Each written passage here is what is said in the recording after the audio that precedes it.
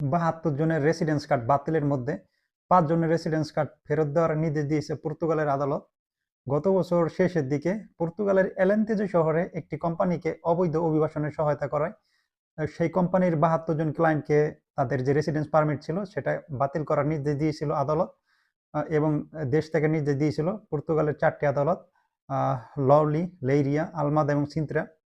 তো আজকে সেই পর্তুগালের সেই আদালতগুলো আজকে নির্দেশ দিয়েছে তাদের মধ্যে ৫ জনের রেসিডেন্স পারমিট পুনরায় ফেরত দেওয়ার।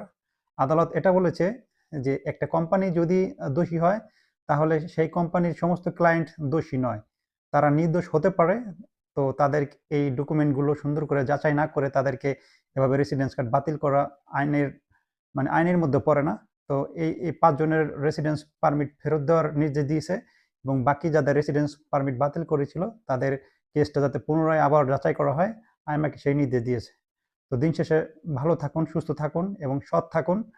একটা কথা মনে রাখবেন, আপনার যদি ডকুমেন্ট ঠিক থাকে তাহলে পর্তুগাল কেন সারা ইউরোপে আপনি নিরাপদ।